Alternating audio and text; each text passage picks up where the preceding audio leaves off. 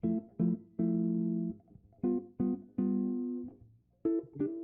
of all, I would like to thank ICAI for inviting me to the video and the Pasha, the chairman of the Shivagaken company.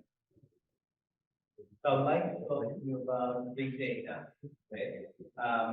And then how data can be used in organizations to help you make better performance.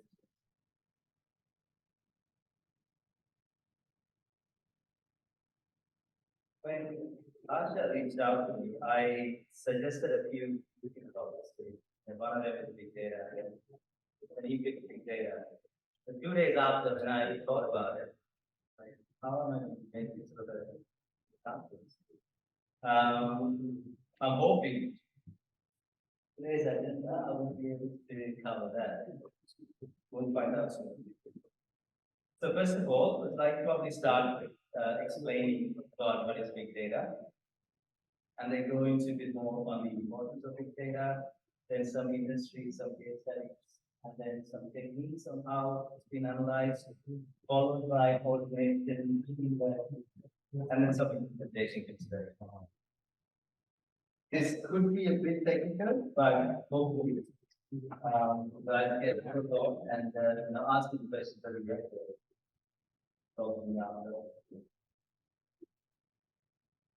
So what is big data? Big data, as the name suggests, is large volume of data. So this is not a new concept. This has been around for a long time. Computers have been gathering and storing information for a very long time. There's three things probably that's happened in the last decade and a half that's made this concept of big data popular. But one of them is we've started generating more data. One of the reasons we started carrying a computer in our products these days. So we're browsing the internet, we are accessing the applications, photos, etc. So that's all data there. And then the second one is companies in general, they realize that they've got all this data stored away. They're not really making good use of it. So companies have started to invest money into looking into the data and then how they can analyze and make better use of that. And the third one is an important one is cloud computing. With large volume of data sets and large, analyzing that information, you need a lot of resources. The cloud computing has made it easy for organizations to quickly jump on and get the resources that they need. So it used to be like probably requires a $500,000 investment, get servers, racks, etc. But now anyone can just jump on the website, sign up for a service, and they have access to all the things. So hence, the big data has got popular. There's been more investment has been made. A lot of big companies are investing money into this, and people have started to, there's more projects and more solutions are coming around that built around the big data or generally data analysis. So where does all this data come from? They generally come from, so the main sources to the transactional systems, the ERP, CRM systems, the accounting systems like the Zero, etc. So the data coming from that. On top of that, what we have is now social media.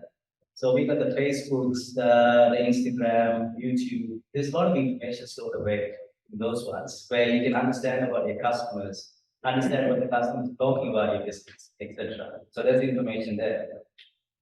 Then there's photos. We all are taking a lot of these selfies. So and then there's also a lot of other normal photos as well. There's photos around, when you look around, you take photos there. There's a lot of data in that. It's showing where you are taking the photo. And there's videos, then there's machine data. So there's data that we are generating. There's also data that's generated by the machines. So there's these log files machines create that shows you how well the machines perform, whether it's had any failures, etc. So that's very valuable information. Then fine, and then the other thing is the IoT devices. All of us are wearing these wristwatches, which are these smartwatches. they're tracking us, they're tracking our health stats, etc. So that's information there. So all of this data, plus there's emails, there's websites, there's so much more data. So all of this data, when they're all being brought together, that becomes a big data, and you can analyze that, you can understand a bit more about your business, and then get the decisions.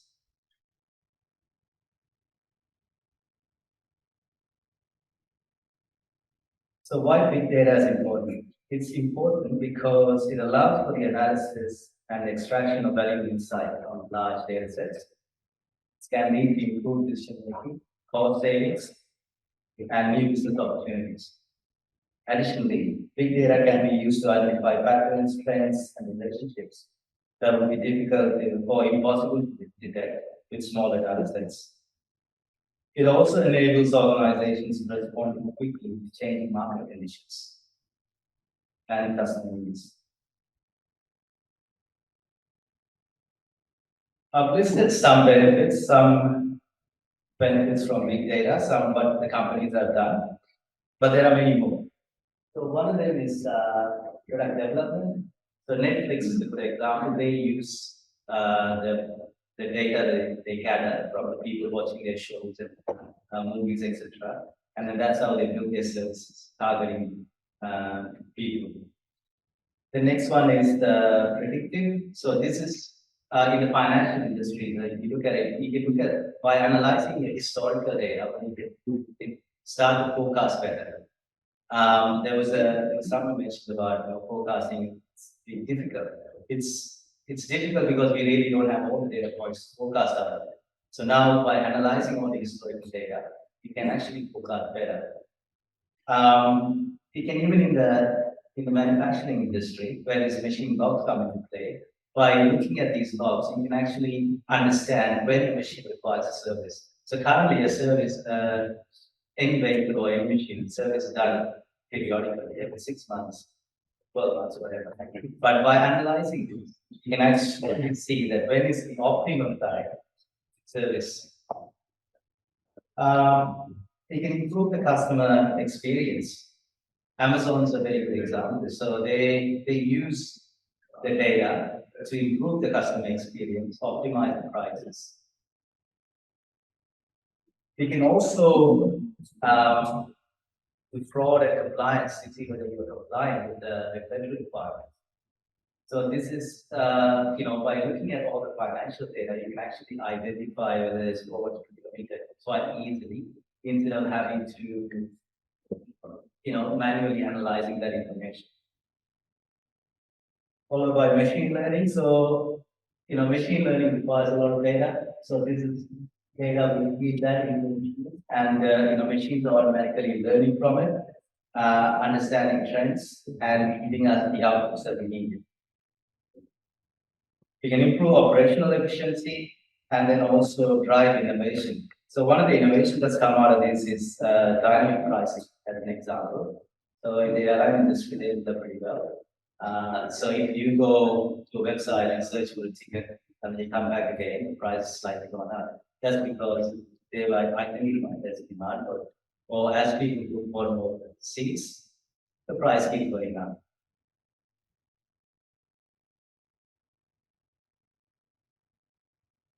So the various industries are using data to improve their services. But some of the examples here. So first is retail. So they do this to improve customer pricing, customer experience, and then optimize the pricing. So I'll probably give you an example where what's something that's interesting is one of the retail stores, they wanted to understand who's walking into their store and who's actually making the purchase. So if you had to do that, they wanted to see the gender split, they wanted to see the age of the people who are walking. If you wanted to do that, you need probably someone has to sit around there and record that thing. But then what we realized is there's actually CCTV cameras around the store. So analyzing that information, you can actually identify who's actually walking the store. You can understand the gender split. You can also understand who's actually making a purchase. So they can now target towards those people instead of having targeting everyone. They will be targeting that. That's correct. So in the finance industry, they use big data to identify fraud, they assess risks. So it's any data analysis. They use the data analysis to understand fraud and assess risks, etc. Healthcare, they use that to improve patient outcomes. What we have now, a health system where we go to the doctor every 6 or 12 months, get a check, the report goes to the doctor. The doctor will say, he or she will tell you how you're going with your health. But what we also have now is we have this wristwatch which is tracking our health every single day. So we don't have to wait for the 6 or 12 months. You can actually have that information sent to the doctor. The doctor could look at it and give you an update throughout the year. In the manufacturing is an example where I mentioned earlier in regards to they use this data to optimize the supply chain, and the other is a lot of it around machine performances. Energy companies, they use this data to optimize the performance of their power plants. They try to predict demand. So as simple as looking at the weather patterns, you can tell whether energy consumption is higher or lower, and then you know that you need to produce more or less energy. The governments around the world are using data analysis. Some of them probably not for the right reasons, they track their citizens. But then there's also governments like, for example, ATO. They use the data actually. They tap into Centrelink, they tap into the ATO as information, and then they identify everyone's paying the right amount of tax. And then earlier, it used to be you have these random audits. So now the system's already identified a group of individuals or organizations where they need to be audited, and then they can put the auditors towards target those areas and then audit them.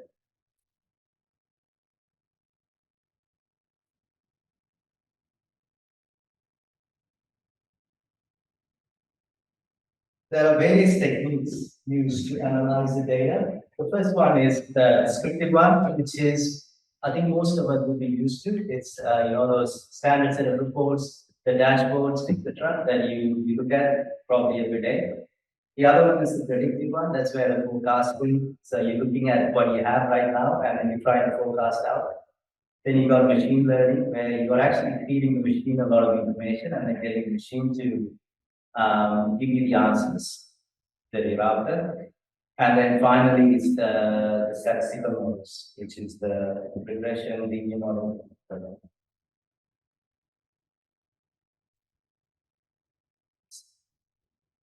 So this is slight deviation from the big data topic. Something I would like to go into is automation.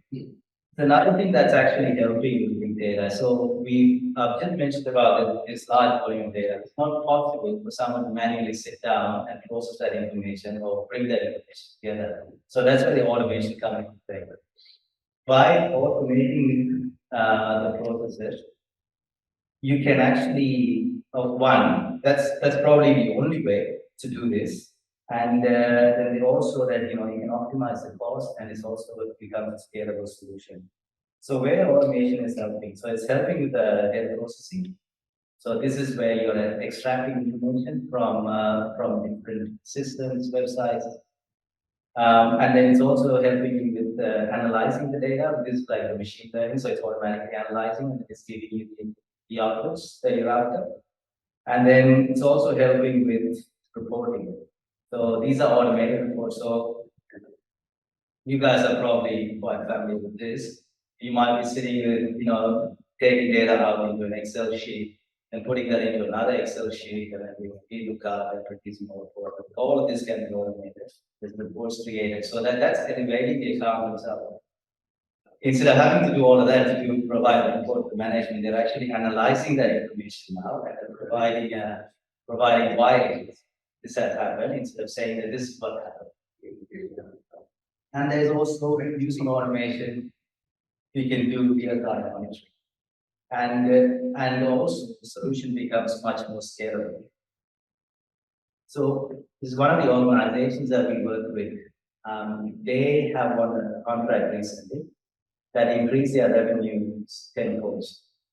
So they have obviously have to go out and hire a lot of people, but so there's one of the functions they do is they have staff, they put in the purchase orders in one system, and then the finance doesn't look at that system. So they put in the purchase order again into the finance system. But we believe we will integrate those two systems. By doing that, they didn't have to hire any data entry professionals to come in and then start having those purchase orders into those two systems. Now that that's also increased by 10 posts, probably 20 posts, but they didn't have to do that because the system automatically scales up.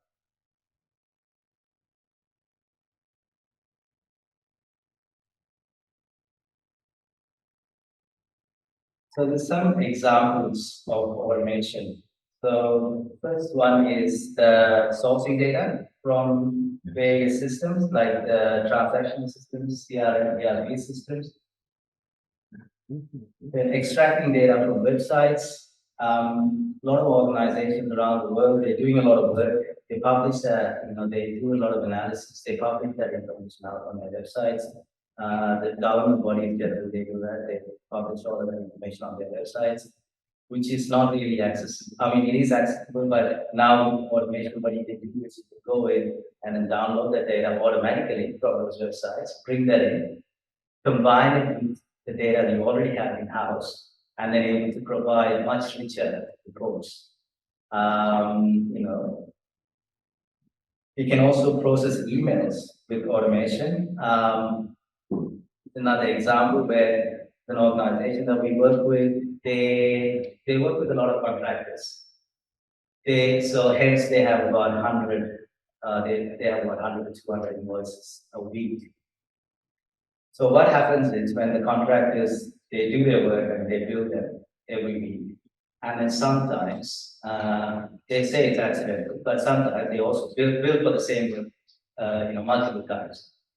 If to catch that out, they actually have to have the finance team there sit down. They have to look at the invoices, keep track of it, and then make sure that the same invoice is not getting paid. Okay. Well, what we have been able to achieve is we've been able to extract the emails, extract the invoices from the emails, and then pick the address from the emails, compare them against the ERP system, and then go through some set of business rules to make sure that's actually ready to be paid. And then if it's ready to be paid, you mark that as ready to be paid. When if it's not ready to be paid, you mark that as not ready. Or if it's an exception where they have been billed again, then you can raise that to the finance team. So the finance team, all they have to do is call the contractor and find out why they have been billed for the second time. There's probably a reason for it. If there is, they can post it through. There's no reason, it's just a mistake, then and move on.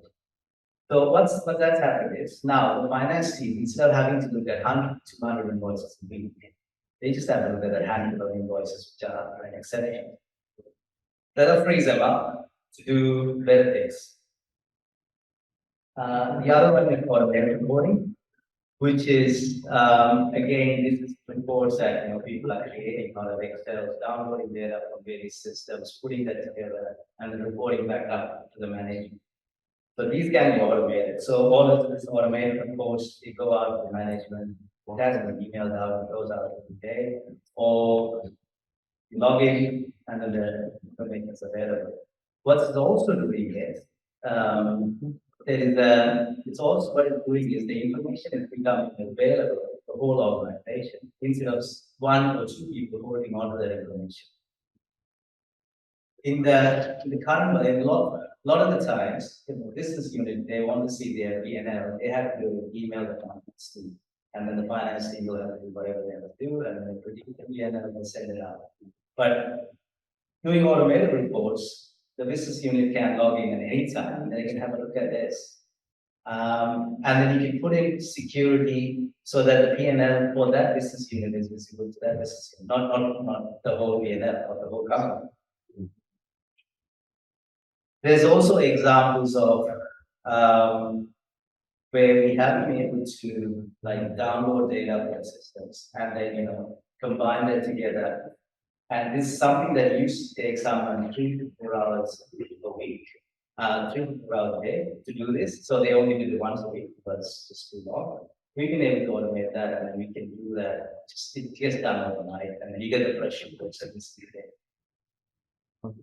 And using automation, you can extract information from social media sites, analyze it, and understand what people are talking about your business, and how you can respond to them.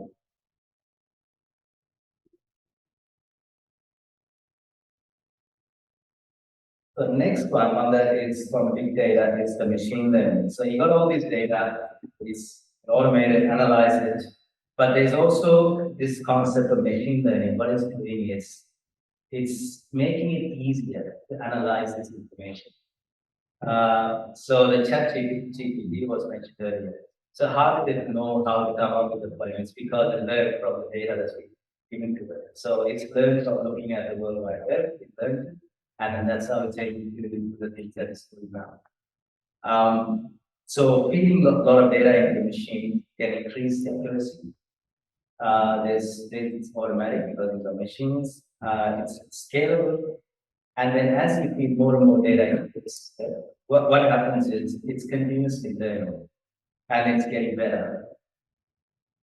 And the machines, what's happened is in the recent times, they've got better at dealing with unstructured data. So these are data points like comments and posts, review comments, etc. So those ones machines haven't been, the computers haven't been very good at understanding. But now they can actually analyze that and we can understand it. We can say, okay, this person who provided this review is happy or unhappy. But now the computers can analyze that and they can also mark that based on the sentiment. So using that information, you can actually, the companies can understand what people are talking about. Maybe feeding a lot of social media data into the machines. They will process that information. They will tell you what people are saying about your business. And then they can also do real-time processing. So that's a lot of, probably a lot of technical stuff there. So if an organization decides to go down that path, and then if they want to implement a data platform or a big data platform, what are the key things that they should take into consideration? The first one's data governance. You need to have the correct policies and procedures in place. It's very important. Second one is the security. You obviously don't want outside world to have access to your data. The other thing is also with the large volume of data, what happens is there's a lot of sensitive information, personal and financial. So you need to make sure that the right people have access to the right data. And have to have the infrastructure, so the hardware and the software, cloud computing can help here, and you need to have the right person. So you need to have the right people, with the right skills and expertise to be able to do this well. And finally, it's probably a very important one, is have to have a proper plan. So you need to have a plan. You need to have two things that's important. One is where you want to get to. The other is how you're going to push that out to the organization. So the organization is actually using that information to make decisions instead of going back to the old ways of working. If you don't do that, what happens is you'll end up with this shiny new product, but no one's using it.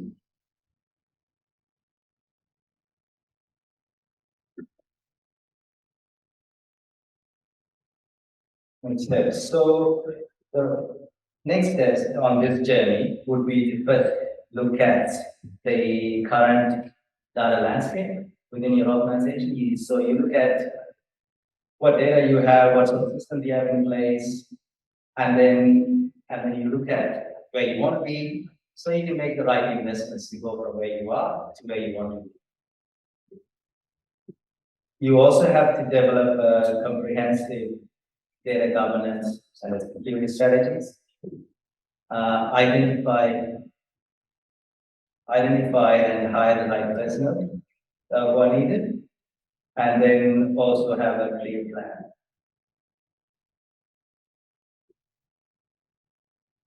That concludes my presentation. On a closing note, I would like to just say one thing.